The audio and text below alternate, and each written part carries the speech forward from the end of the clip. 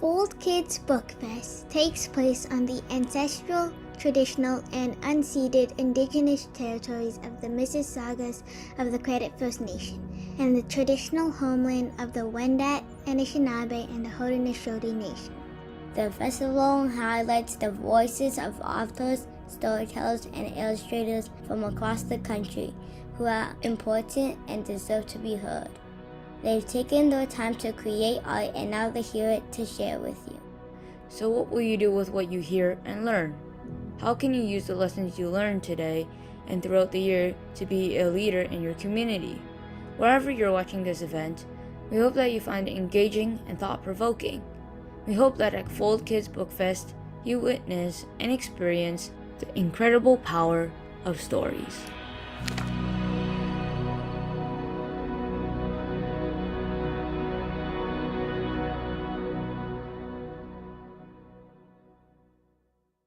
Hello, everyone. My name is Monica, and I'm the Director of Adult Programming here at The Fold. I'm very excited to be your host for today for Reimagining Anne, celebrating 150 years of L.M. Montgomery. This event will run for about 60 minutes. And we wouldn't be able to have these lovely events without the support of our sponsors. It is now my pleasure to introduce our authors. Paul Coccia, the self-proclaimed author of literature, writes books for young readers. He is a contributor to the ANNEthology. Matthew Dawkins is a Jamaican award-winning author and poet. Until We Break is his debut novel. He is also a contributor to the ANNEthology. Natasha Deen is a best-selling author and teaches creative writing with the University of Toronto. She is the author of Lark Goes the Distance and a contributor to the ANNEthology. And we're excited to introduce the moderator for this event. Catherine Little is an educator, consultant, and writer with a love of children's picture books. She's the author of Anne of the Library on the Hill. Please welcome Paul, Matthew, Natasha, and Catherine.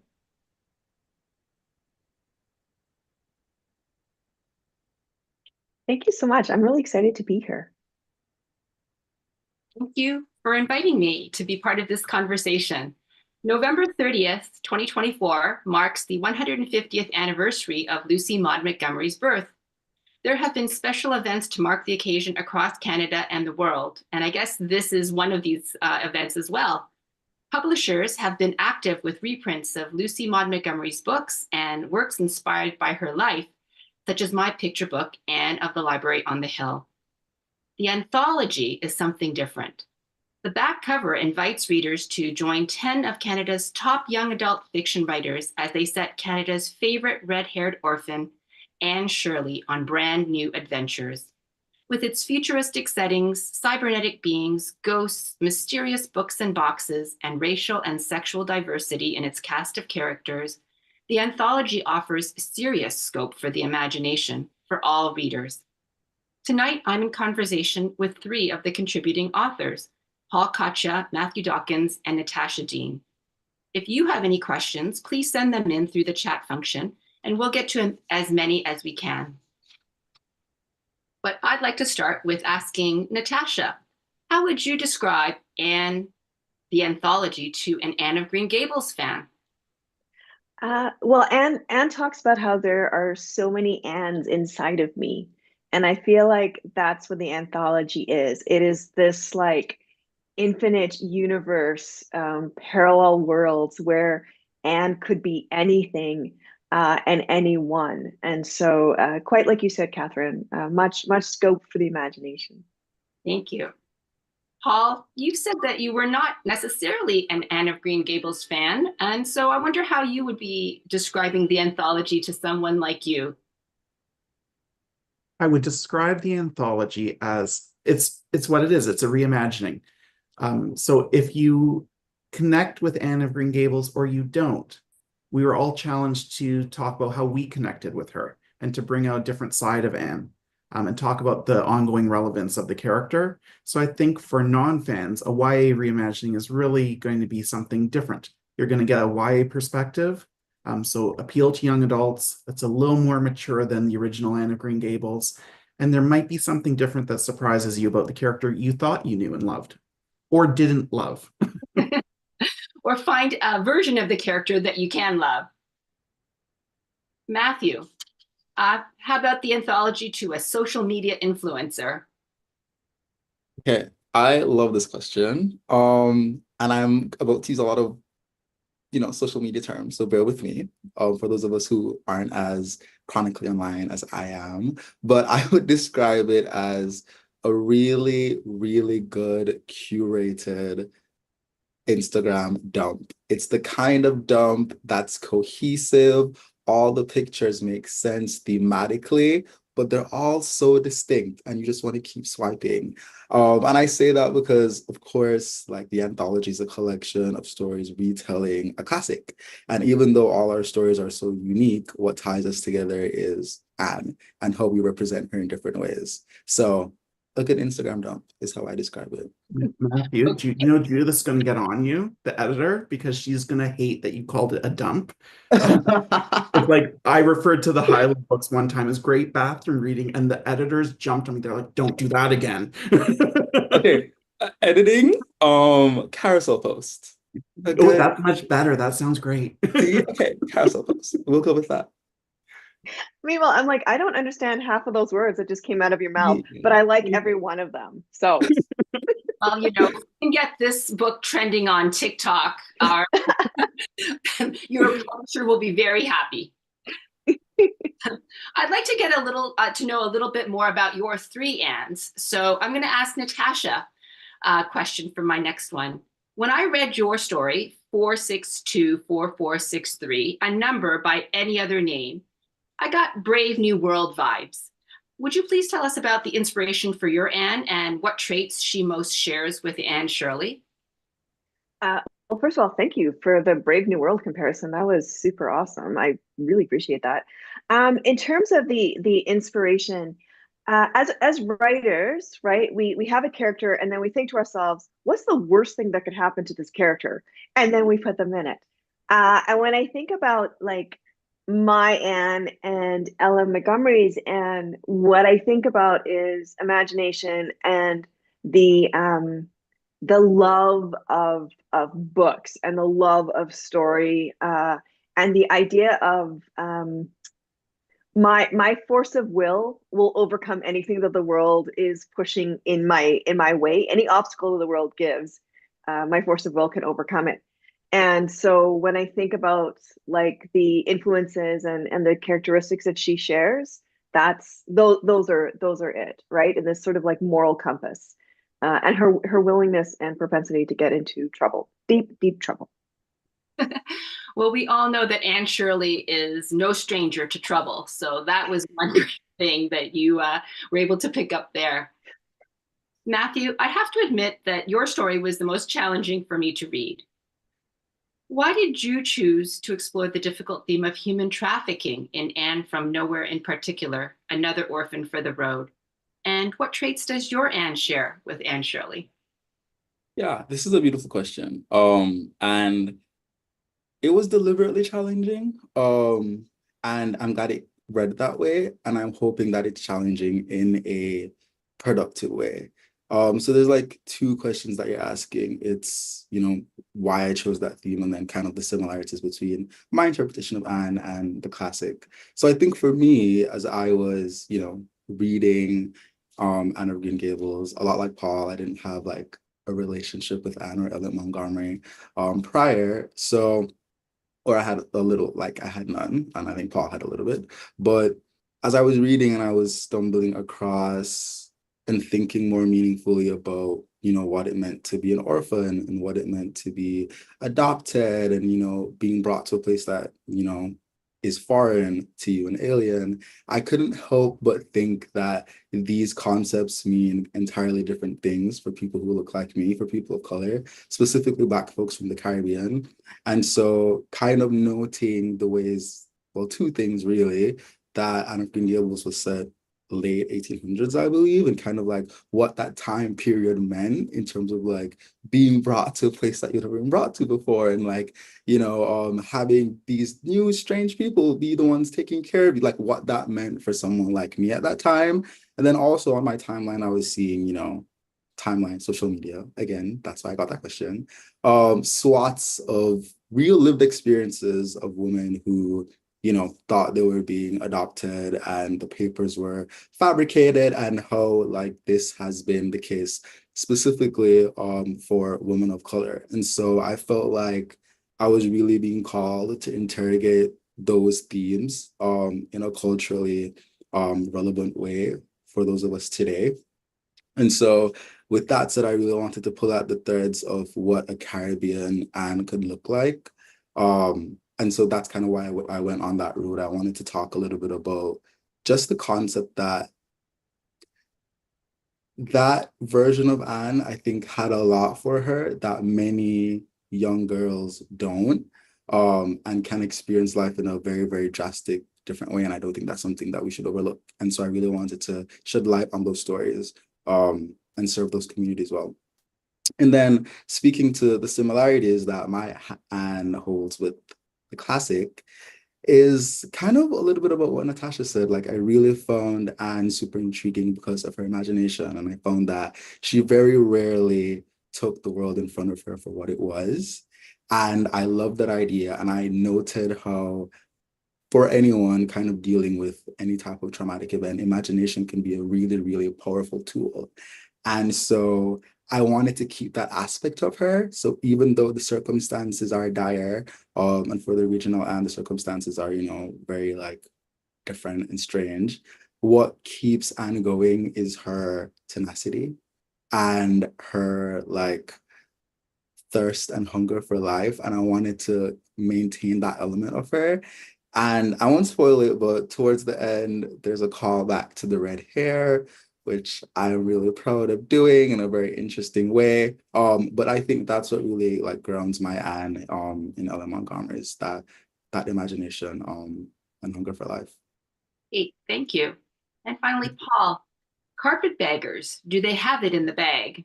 Tackles the themes of identity, belonging, and the need to know your roots. Why did you choose to make your Anne male to tell this story? And what Anne Shirley traits do you want readers to see in your Anne? I don't think changing the gender was as big a deal as some people might think it was. Although I was very happy I did it. I think I have the only male Anne in the book. I think I have the only queer Anne in the book. And I know because a reviewer told me I have the only obese Anne in the book, which I love that review. I'm like, wow, you're reviewing books. But no, I'm very proud of that. Part of me connecting with Anne and writing the story was thinking about what resonated for me with the original character. And I thought about expectations. That's the word that came to mind. And I thought there's so many expectations on Anne Shirley as she's going there. And she knows she's not what Matthew and Marilla wanted. She knows she's not the boy they wanted. And I thought, well, I write about body image. I write about sexuality. I touch on gender. This just makes sense to me to create a male Anne who is fat, bringing some fat positivity to the whole conversation, because there's so many expectations that we put upon each other and our bodies. And I thought that really is what resonates with me in my writing and how I approach my writing. Right. And even Anne Shirley was taken to task for being scrawny and skinny. So she had some body shaming issues in her world as well. That Miss Rachel Lynde, when she goes after Anne, I think everyone who's an Anne fan knows what we're talking about, even the non-Anne fans might. And then Anne's apology after was one of the funniest things. I was like, snark. She's just throwing shade left and right. She's like, yes, I'm so sorry. I'm more sorry than anyone's ever been. But why should she be sorry about her body? It's the body she was born with. Right. I think that she did show a remarkable capacity to throw shade for somebody who was living in the 1800s there. Or maybe they did the next better. anthology, Catherine. It's Shady Anne. Anne of the Shady Gables. I understand that Judith Graves took the lead on this project, and I was wondering what was the prompt or process once the authors were in place? Why don't we start with Natasha on that one, and then we'll go around. As far as I know, and Paul and Matthew, you can correct me on this, we were given a lot of leeway. So our character had to be named Anne. They had to have red hair. And there needed to be a mention of being an orphan. So they didn't necessarily have to be like orphan, or like the adoptive parents or the foster parents could be off page, but there needed to be the mention that there was a lack of belonging and family roots. Am I right on that, Paul? I know for sure it was red hair and named Anne, the character, and it very specific, Anne with the E, much like the TV show. But I think beyond that, it was all up for grabs. Matthew, did you get different instructions than us, or? I believe the first two I am 100% sure of. And I think on that note, I think we're pretty spot on. I can't remember specifically if they necessarily had to be an orphan, or maybe that was a recommendation. But I think like overall, I do remember the process being, we were able to take a lot of like liberties. And I think that's why the anthology we see today, everyone had such a vastly different take. But as I was, doing my Instagram carousel, Word, Matthew. carousel, they're all still really similar and grounded. So the experience was good in that way. Like, I know for me, like I really had the freedom to take it there, as you saw and read. And I think that was a beautiful thing. So Yeah, did you have sorry, opportunity to meet and talk with each other, or did you work in isolation from the beginning, Natasha? We were isolated, Catherine. We were so isolated. We really did work by ourselves. Like I didn't get a chance to read other people's work until it was sort of all compiled. But I sort of wanted to jump off what Matthew was saying, that the Annes are very, very different, which is so gorgeous to see, because there really is an Anne for everyone. And yet, when you read it, there are these like core traits, right? In terms of like strength of character, independence, the idea that she is, this Anne will be bigger than whatever's coming at her. And there was like this saying I heard like years and years ago that was attributed to a Caesar. So I take that for what it will. But it was like I wish it, I command it, let my will take the place of reason. And I feel like with all of those Anns, that's what we were seeing, right? Like this force of, I said it before, like the force of will. So I really loved how, even though they were really different, they were super cohesive all at the same time. I mean, I think Judith even encouraged us in the brief to do a space squid Anne, as long as red hair named Anne. So we could have taken it in any direction, all of us. Yeah. Yes. Matthew talks about the carousel. I will say it was like a quilt, a beautiful, beautiful tapestry and quilt. It's probably not an IG term, but I'm going to stick with it. Well, we were talking a little before we went live about our relationships to Anne Shirley and how we encountered Anne, first of all, and what your relationship was to Anne or Lucy Maud Montgomery before the project and now. Why don't we start with Matthew for this one? Because you said that you didn't really even know about Anne Shirley before you started. Yeah, I didn't. And I think that gave me really fresh eyes. I think we were talking a little bit earlier as well about kind of it not almost, but it really does matter the age you meet Anne. And, when I first read Anne, I was coming out of my English literature degree. So I got to experience the story in kind of like a unique way, whereas, of course, as a young adult author, I am hyper invested into coming of age and what it means to, go through adolescence and all of those like feelings and stuff like that. And I think that really spoke to me. And then I was also like really attached to how well the story was written and the technical aspects of it. Like that really spoke to me as well. So yeah, I think whereas before I was kind of like, who? Now I'm like, I have that special place in my heart where the story means a lot to me. And I think it even means so much more because I was able to honor it in such a unique way by being able to retell the story. So a special place in my heart for sure. Okay, thank you. Paul, you said that you had a horrible university professor experience with Anne, and that colored how you looked at Anne from then on. So let me describe him. He was Mancurian. I don't think his hair had been cut in maybe 9 months. The ends needed trimming. His fingers were stained because he would go outside and bum cigarettes off the girls from class and he'd smoke their cigarettes. So, and because he was Mancurian, you could tell he was just like, this is Canadian content. I have to teach this in this course. Let's get through it. And so just kind of butchered poor Anne Shirley. I don't think she stood much of a chance for that class unless you came in loving Anne Shirley. But I just thought, wow, he did not love Anne. I respect what Lucy Maud did.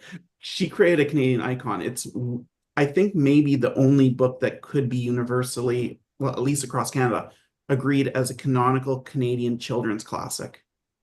I think we could debate others. I don't think you can debate Anne Shirley and Anne of Green Gables. So huge respect for what Lucy Maud produced. Just maybe not that professor to introduce it to someone.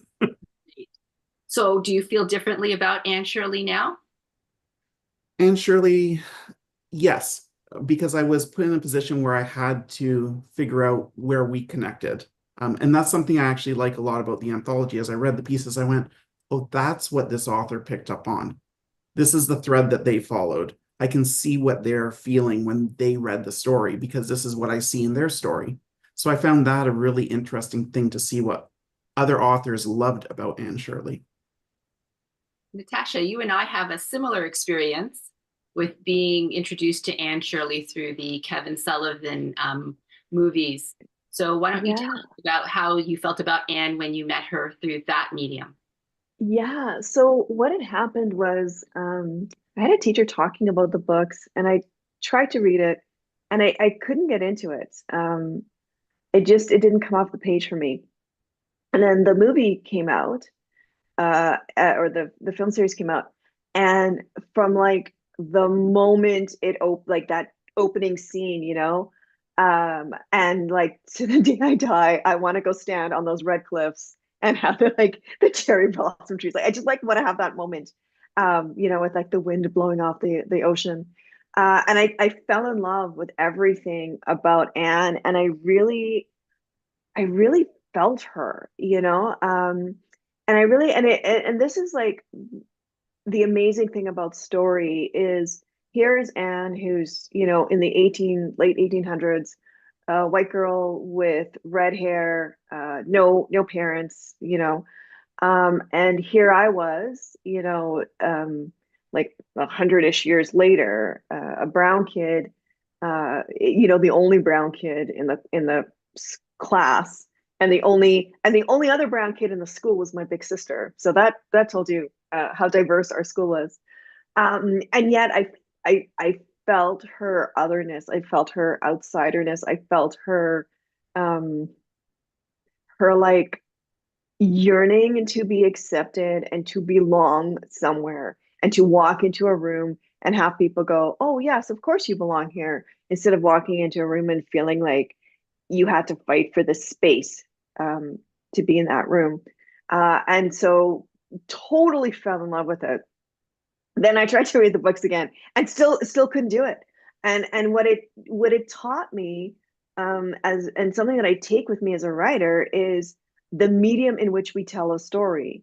That for some of us, a story, to connect to it, it's going to have to be something visual, or some stories that are orally told. Matthew and I are both Caribbean kids, and the history is oral. Like you learn how to tell a good story. Because Matthew, I don't know about your elders. My elders didn't play. If you could not entertain them, they were like, we don't care about your self-esteem. You are boring. So you learned how to tell that story. And so yeah, I mean, that book is just amazing to me, from both a reader perspective, someone who consumed the story perspective, and then a writer's perspective. As a writer, Natasha and Matthew, you jump in too. I found Lucy Maud's use of Anne's language, because Anne can be quite she gilds the lily with her language sometimes. I really, as an adult working now, saying we had to produce Anne, I love that element. And I know Sherry Green brought out a poetic element to her Anne. Hope Dalve really kind of brought out the Anne's love of language. So as a writer, now working with the text, what did you find that you were feeling like Lucy Maud did well as a writer to writer? Yeah, that I think Anne's over the topness, I really love. Like, her basically almost drowning in the boat as she's trying to like redo Orphelia. Was it Ophelia? Ophelia. But also, and to this day, I still use it, the depths of despair. There is no other term that can quite encapsulate that feeling, right? So yeah, I that turn of phrase, I love, love. Matthew, what about you?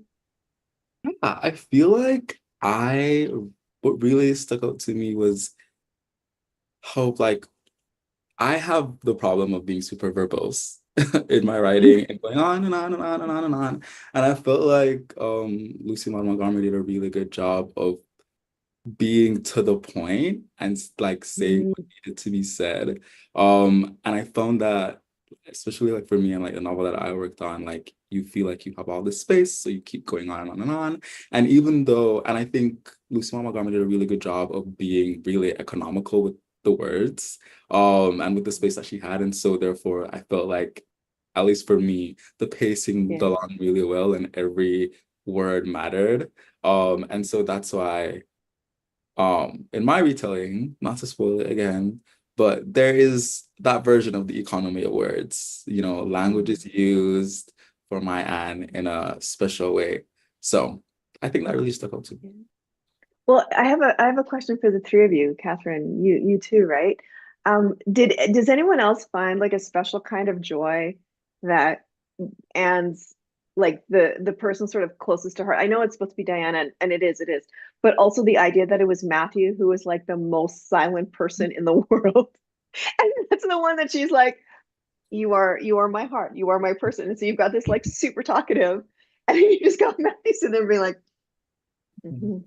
hmm and I love that. I love the way she played with that dynamic, and pushing when Matthew goes to buy her the dress, and this poor guy having to like string together so many words, just for the joy that will be on her face, right, with the puff sleeves. So yeah, and I'm curious what the three of you thought in terms of that relationship. I love that you picked up on Anne and Matthew as foils to one another, because I always looked at Matthew as kind of the flip side of the Marilla coin. And for people who have read my story, that won't be a surprise at the end that I interpreted it that way. Because I always thought, and I mistakenly believed that Matthew and Marilla were twins. They're not. I looked it up. They're brother and sister. But I thought that's interesting. So it's interesting that you went to the Matthew and Anne dynamic. Yeah, I loved it. Catherine, what about you? I was always very sad that Matthew died so early in the relationship. And so when I started to do a little more research about Lucy Maud Montgomery's life and read some of her journals, I came across some references to the idea that she too felt that maybe she killed Matthew's character off a little too soon. And it might have been possible for her to keep that relationship alive longer, because I do feel that it was that sort of magical thing of almost opposites, but they were also, they completed each other almost. And what the explanation was that Lucy Maud needed to do something, I guess, to help the relationship of Marilla and Anne develop. And she needed, so the need for Anne to stay home and to teach nearby and all that happened because Matthew's character died. But I love the idea that she had this sort of father figure, silent character, man who was helping to take care of her, but she brought out the best in him and he brought out the best in her. Yeah, I agree with that.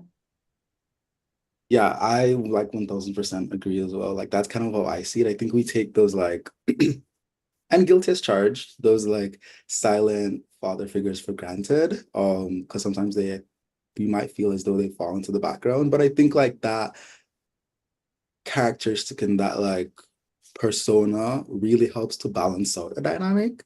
And I found that it really brought like we're talking like I think it really complemented Anne in a really good way. And I thought that's what held that house together for me in a way. And I think that like adds to the tragedy as well. Yeah, I always felt like with both of them, neither one of them asked the other to be more or less than they were. You know, it was like I see you. I see you for everything that you are, and I just love you for everything that you are, right? Whereas Marilla was always like, and you do not need to call your hair Anne, right? Mhm. So yeah, yeah, I really like that. Well, as I researched and wrote and started to think about my picture book, Anne of the Library on the Hill, which was based on some events that happened in Lucy Maud Montgomery's journals, I came across many passionate Anne of Green Gables and Lucy Maud Montgomery fans. And I was nervous about the reception my work would receive. So, what were your feelings as you wrote your stories, about Anne and Matthew and Marilla? What feedback have you had from readers about the stories that you've written? Yeah, I can go first. I think for me, when I'm writing something, I do my absolute darn best to not think about how it'll be received because I'm sure like everyone here can kind of relate that can feel disruptive to the process. And I have a problem of like getting into my head. So I just pretend as if no one else is gonna read it. And then of course that dynamic changes when I send it to an editor and then it's like, oh, but for the most part, I try not to think about it, but I did know that kind of in the back of my head that I was dealing with a character that meant a lot for so many people and that there was still kind of that care that I held with Anne. But I haven't heard any negative feedback yet, which sometimes no feedback is good feedback. And so I think I'll take that, no hate mail. And so yeah, I think I dealt with care. I try not to let it overwhelm me. And yeah, I think it's been solid so far. What about you guys? Yeah, I think, yeah, I was gonna say, so bear with me, friends, because my brain's gonna go all over the place on this. Um, so what I was thinking about was that while she was a version of Anne, she was not my Anne. You know what I mean? Like I was caring for somebody else's character and somebody else's intellectual property. So I always kind of wanted to be respectful to Ellen Montgomery as a first person. And then, as a children's author, I kind of write according to two rules. So my first rule is first do no harm to my reader. And the second rule is respecting my audience. But, like when we respect our audience, we have to know who our audience is. And then that means that there's other people who will not be our audience. And if we respect our audience, it means we have to care for them. And other folks can come along, but they're actually not the people, they're not our ideal reader. They're not the people like we're aiming for. Um, and then what I was thinking about is, when we were kids growing up and you would go to like, I don't know, like Boston Pizza or Pizza Hut. And when you were under a certain age, they would give you like a thing to color, and they give you the little cup with the four crayons, and so you'd go and you'd have to make do with whatever colors you had. And so when I think about like Anne and who my audience was, like my audience are the people who want this 64 pack of Crayola wax crayons with a sharpener in the back, and like four different shades of blue, and you don't even know which one. You can mix and match them. And I feel like that was also core to who Anne was, right? Anne was someone who really saw all the shades, not just like the colors, but she saw the shades within the colors And she would have, because she was a kid that lived in these intersectionalities and these in between places where she sort of belonged but never quite belonged and had to like make her own space. And so, you know, I respect that some people may not like the fact that this Anne is different from the Anne that they know, but I feel also that for all of us, we deserve to see a representation of ourselves in the pages of stories. And I really appreciated that the intention behind the anthology was that there was an Anne for everyone. And I'm really like I'm just so grateful that Acorn and Judith came up with this project and I got to be part of it. And I haven't had like people have really loved my Anne living in this like dystopian, terrible world. So like Matthew says, you know, no news is good news, and positive news is great news. Paul, what about you? Well, similar to you, Matthew, I know that there is a certain amount of reverence around Anne. And I think part of it is she's part of so many people's childhood, and that creates a certain type of reverence. And then there's memory that kicks in, and that's another type of reverence on top of it. So I don't think any of us went out to disrespect the people who love Anne. So, but at the same time, as an artist, are you really doing your job if you're playing it safe and you're not ruffling someone's feathers out there? Because if you're not, you probably didn't make a statement. And I always understood the project as a postmodern project. So it was taking something that's canonical and inviting us to play with it in a respectful way, but to play and to interact. And that's what readers do with a text to start with. Marvel's been very successful with, I always said their multiverses are postmodernism in action. There's so much possibility and potential that they explore, and they do it in the franchise, and it's such a smart way to do it. The Spider-Verse, there's a Spider-Man for everyone. Why not have an Anne Shirley for everyone?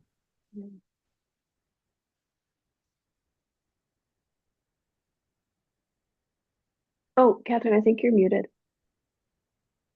It's a true Zoom meeting now. I had to mute myself because the clock in the room started to chime 8, and I didn't want it to be the thing that everyone heard. I think that if there are people who are listening who would like to ask questions, I'd really love if you could send them in. I just want to continue on with this conversation about the way that we're talking about writing these stories. This isn't fan fiction, because you're not taking the same Anne character and putting her into a different, you know, continuing her story or looking at it in a different way. This is, as you said, Paul, sort of playing with the character and trying to figure out, you know, where the intersection between the different characteristics of Anne and putting her in different universes might lead you.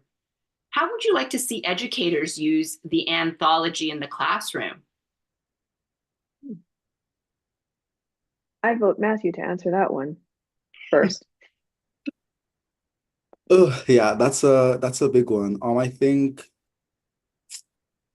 for me, and I'll speak specifically about my story for a little bit, is a lot of times, so for context, I'm an immigrant to this country, like newcomer. I spent my whole life born and raised in Jamaica, and oftentimes I speak to my Black Canadian friends, and we talk about, you know, the literature that we were exposed to and what we learned in school. And the resounding kind of feedback I'm hearing is that there wasn't a lot of representation, and that they've never read a Caribbean story. They've barely read any Black stories. And so, and as like a Black person, that can mean a lot. And I found that for me, I think I took that for granted. I was exposed to a lot of Black stories, a lot of Black literature, a lot of African literature. And I think it not only helped me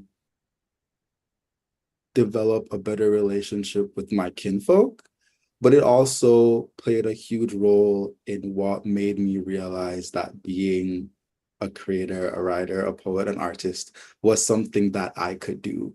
You know, when we see the bestseller shelves and lists, that might look one way, but when I was attending school and it was like, okay, we're reading chapter 10, it was a consistent reminder of that's not the only type of literature that exists. And these are also amazing folks that have a background like mine, who demonstrate a pathway that might be viable for me.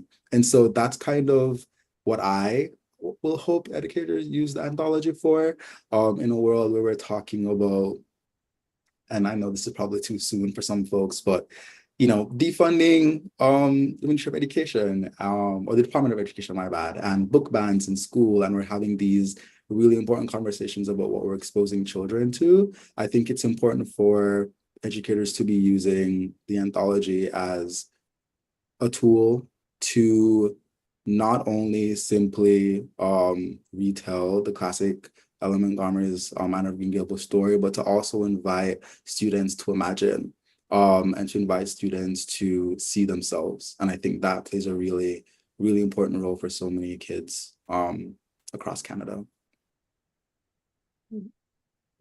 Yeah, I'll jump off of that for something that you said, Matthew, when you were talking about how you grew up, and you grew up surrounded by stories that represented you, and surrounded by characters that represented you. And for a lot of us who immigrated when we were kids, we didn't have that.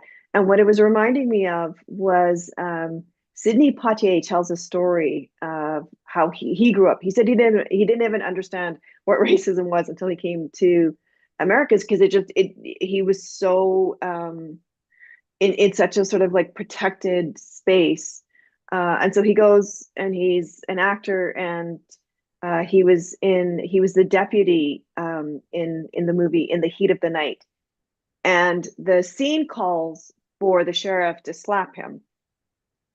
And he said like he was in character, and the sheriff, the actor slapped him, Carol O'Connor, I think it was, and he said it didn't even click in, but the actor slapped him, he just like reached out and he slapped him back, and it was never supposed to be part of the movie, but he was just so, who would slap me? Why would you slap me? And that like strength of his identity, because of how we grew up, and those stories and those experiences that he got to have when he was little, and forming his identity. And I'm always envious of people who have that, and so when I think about like Anne and how we can use Anne in classrooms, what I'm thinking about is like the idea of space, and the idea that we can read something and let it be ours in the way we want it to be ours, and I always say, like, I can give all of us the exact same book, and none of us will ever read the same story, because we bring ourselves to a story, right? We bring our biases, our hopes, our dreams, all of those kinds of things. So Anne as a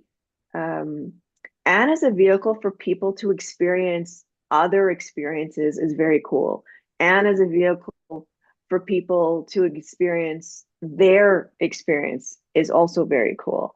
But I would just hope that educators would use it in the best way that they saw for their classroom, right? Because they know their students, and they know like what beats in their hearts. So yeah, that would be my answer. I don't know if that's an answer, a non-answer, but that's what I would feel about it. I think teachers and educators are going to know what lands, like you said, Natasha. And the thing that we were offered as writers was an invitation to play, essentially. And I would hope that educators could offer the same invitation to their students. I think it could be a really great opportunity to invite young writers or aspiring writers or kids who just want to be playful with the text. Quite often we hold literature in the same place that we hold Anne Shirley, with this reverence. And you go, you can't touch that. It's the good china. Like you only take it on Christmas and what? I don't know when else my mom takes it out. Never. But no, it's and this is where I get in trouble, Matthew, for using the wrong terminology. We were asked who's going to match your freak with Anne, and we all stepped up in a different way. So educators could use it to say, like, how are you going to match your freak with Anne Shirley? I don't think Lucy Maud ever imagined that being said about her work. Well, I was wondering if I would be able to see the questions as they came up, or how that's going to happen. But I don't see anything in the chat. So I think that we can just continue on chatting with each other. Have any of you done any of the other 150th anniversary of Lucy Maud Montgomery sort of events and been part of the celebration of Lucy Maud Montgomery and Anne of Green Gables throughout Canada and the world? Matthew and I are throwing a birthday party. It's November 30th, as you mentioned. We will be at a different drummer books. So we will be there. I think we said one, Matthew, or you correct me. I believe it is one, yeah. Yeah, Exactly. so we'll be celebrating. There will be cake, because why else have a birthday? Well, Will there be liniment in the cake? I was gonna say, but is there gonna be, thank you, There Catherine. is Is raspberry there gonna be cordial in cordial? the works, but liniment in the cake? And Catherine, if we have a second, do you mind telling us a bit about your picture book? Because I'd like to know more. Okay. Well, I live in Toronto, and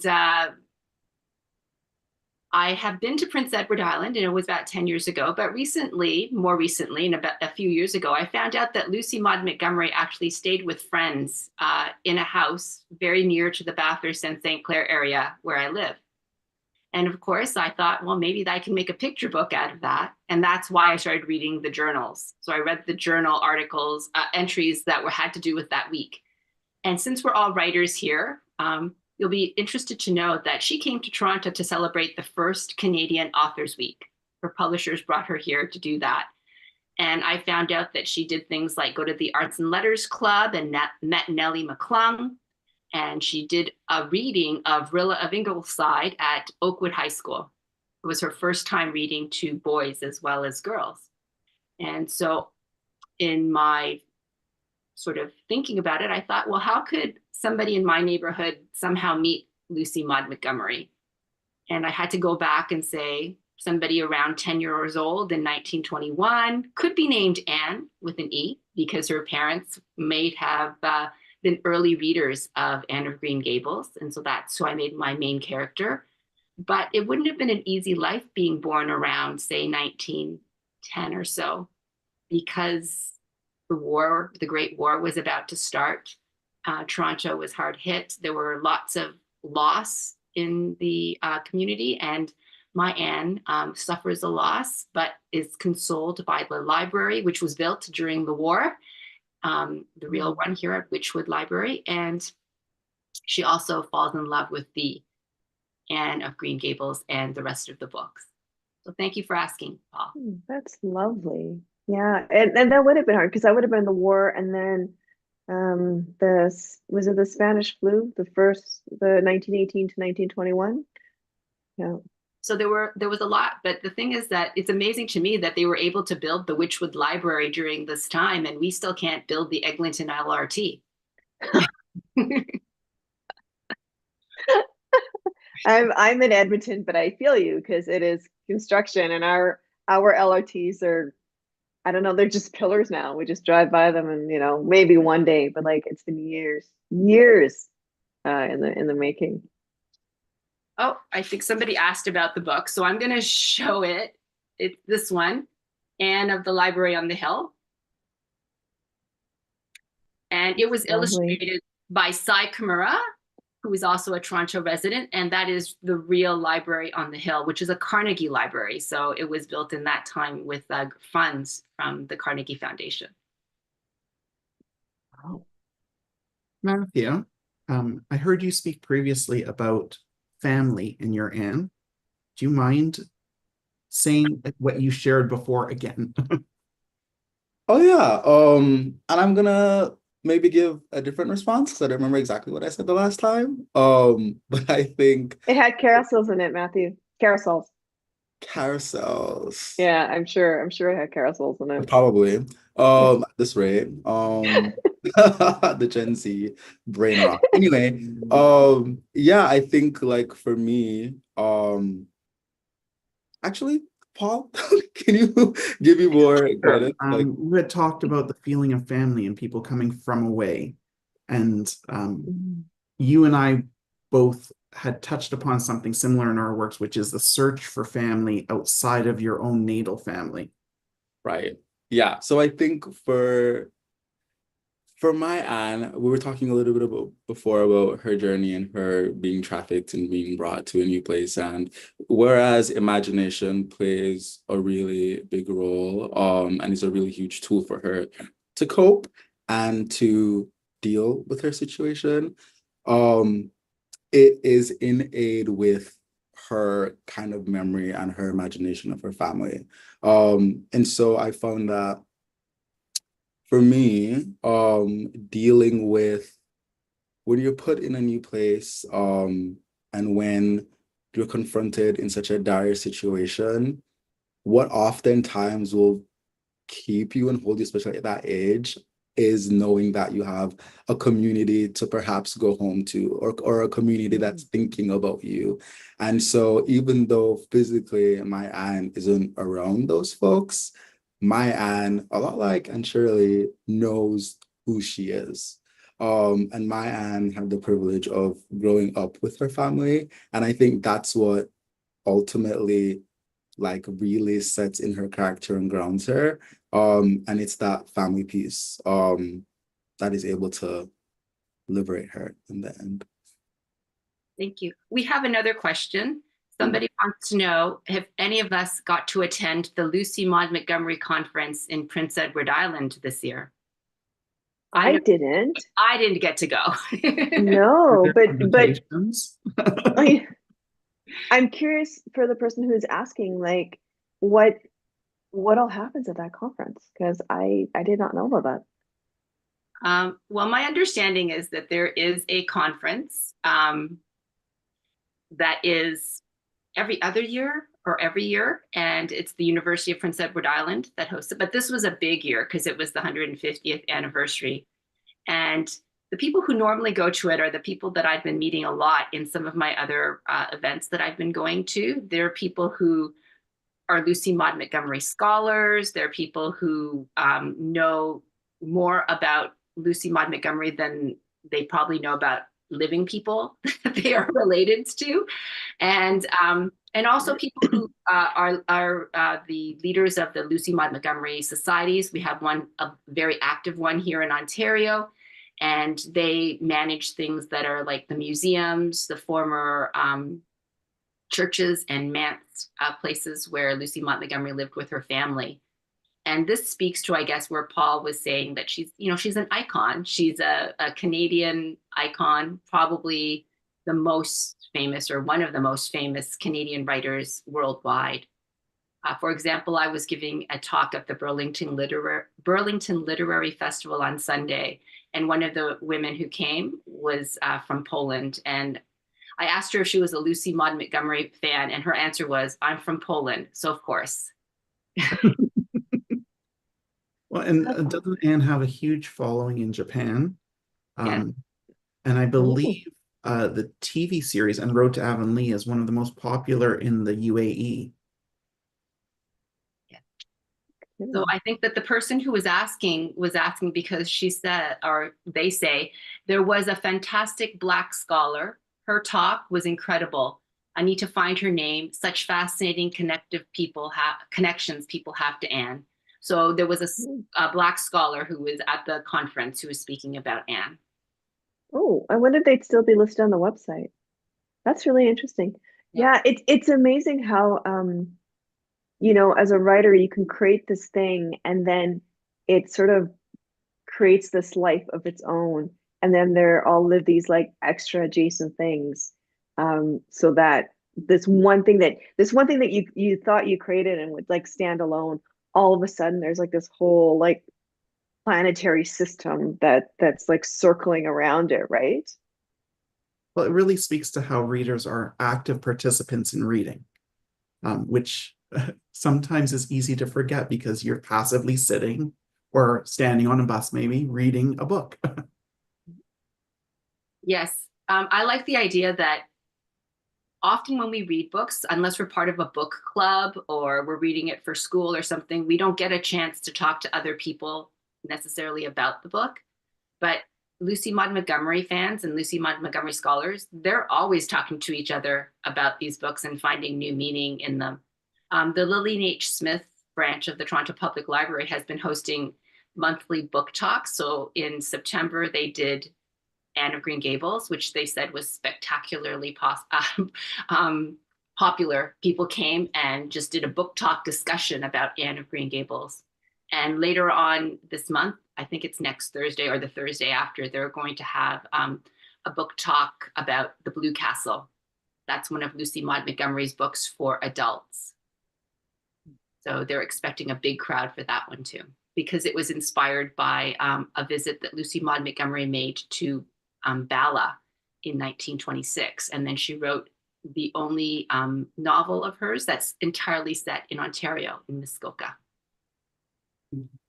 I love that. And I think for me too, what I think is so cool as well is, yeah, I think with Anne, there's like this fan base and this like collective of folks that can talk and share about the experiences. And I think it's even cooler in the fact that some people might be a part of the fan base that don't know. Because actually, now that I think about it, I did know Anne before through the Anne with an E Netflix show. I didn't watch the show, to be fair, so I'm not that ditzy, but I guess I had heard of it before. And sometimes when I like explain to my friends who are sometimes younger than me as well, and I'm like, oh, I'm retelling, Anne of Green Gables, and they're like, oh, I don't think I've heard. And I'm like, have you heard of Anne with an E? And they're like, oh my God, I watched that on Netflix. So I think it's like very special that not only is the fan base expanding by way of folks falling in love with the novel, but also like generationally the story is able to live on through adaptations, and folks who might not have even realized that they're in love with the novel are actually in love with the novel. And there are so many more people out there that enjoy Anne Shirley that we might regularly think of. So just want to share with you this one last thing from the webinar chat. Someone wrote in and said, I can't wait to share this with students and share how there are so many ways to identify with or interpret a character. So I think that your job has been done with the anthology.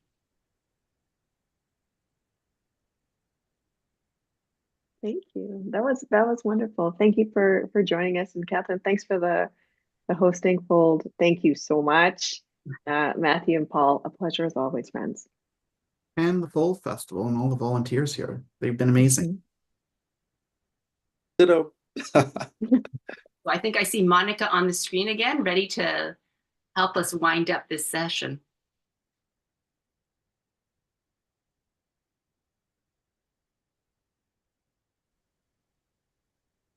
All right. Thank you, Paul, Matthew, Natasha, and Catherine for your fantastic discussion.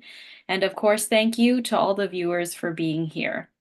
If you loved learning about this anthology, you can find Paul and Matthew at A Different Drummer Books on November 30th in person for a reading and a conversation, as they mentioned earlier. The recordings from the festival will be available to watch and rewatch until December 9th or until the end of the school year for school board pass holders. If you want copies of our festival titles, you can buy them through Tin Lids, our official bookseller for schools and libraries. Our library in the virtual clubhouse is filled with resources such as our educator guide, the festival program, as well as author videos and other bonus items. Be sure to also visit spaces like the exhibitor hall and complete the scavenger hunt to gain points towards the leaderboard. The more points you get, the better your chances are at winning prizes like a Fold Kids author visit. We love to see your classes and families enjoying the event, so please share a picture or something that you've learned by using the hashtag FoldKids24.